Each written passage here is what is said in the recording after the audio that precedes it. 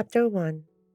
As I hit the country line and was less than a mile away from my mom's, I felt an excruciating pain in my chest and I knew she was gone. When I reached the house, Mom was waiting outside for me in the driveway. Tori, don't go in there. She's gone, baby. Just remember her the way she was before. She got sick, honey, my mom said. I stood in my mom's driveway, sobbing because my best friend, my grandmother, my nanny was gone. She was no longer suffering, but I was angry and mad. The COPD had taken away the most important person in my life. I wanted to scream and kick like a kid throwing a tantrum, but I knew it wouldn't bring her back, so I just fell to the ground quietly sobbing. How was I going to keep my promise to take care of myself? How was I going to live my life if the person that was always there when I needed her was gone? As I watched the hearse take her away, I could feel myself slipping into a dark place that I had no idea how to get out of. If only I had gotten the chance to say goodbye, but I didn't. Instead, I got here too late. And now, she was gone forever, and there was nothing I could do about it. The next couple of days were some of the hardest days that I had ever had to deal with. People came to pay their respects, and honestly, it made me sick because hardly any of them came around when she was alive.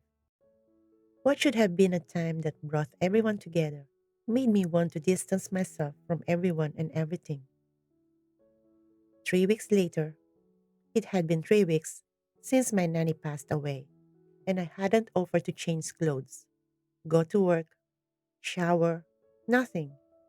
I was having a hard time grieving due to anger and the fact that I felt completely alone.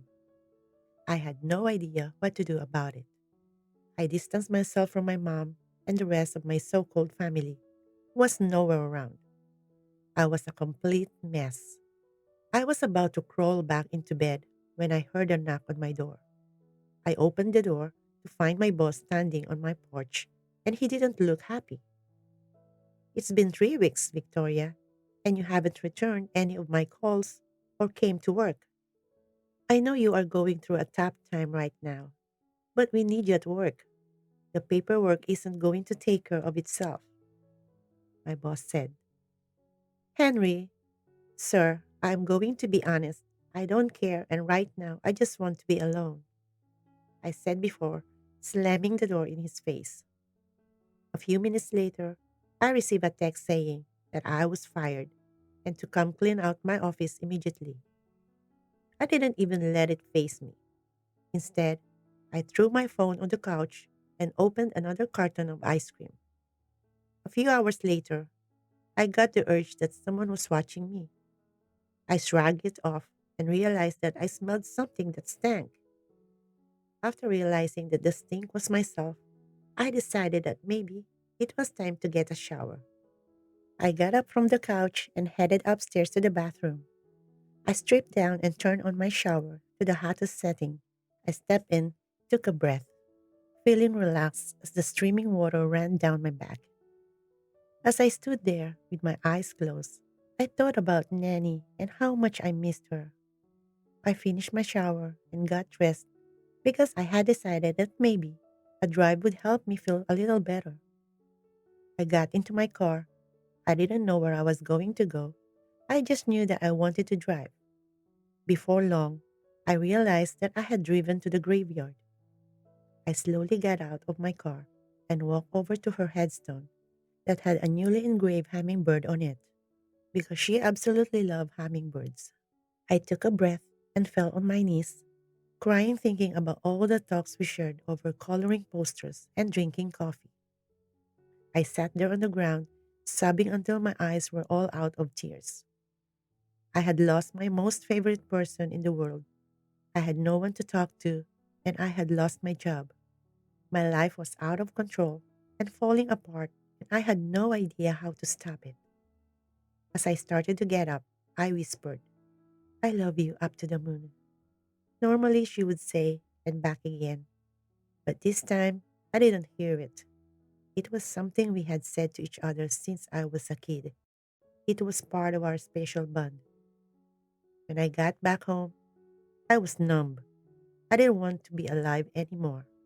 I just wanted my life to end because without her here, I felt like my life wasn't worth living. I went in my house, locked the door behind me, and then sat down and wrote a powerful goodbye letter. I sealed it in an envelope and stuck it on the table where I knew it would be found. I grabbed a kitchen knife and went to the bedroom, slamming the door shut. I grabbed my Bible and sat down on the bed with the knife in one hand and the Bible in the other. I took a breath while holding the knife to my throat. I whispered the words, I am sorry, Nanny. Forgive me. As I started to push the knife to my throat, a light coming from my closet caught my attention. I lowered the knife and hopped off the bed, slowly moving to my closet. I pulled the door open to find nothing. It was organized like always, except for the light. I took a step forward and heard the door shut behind me. As I turned back around, I saw another door. I touched the handle and turned slowly.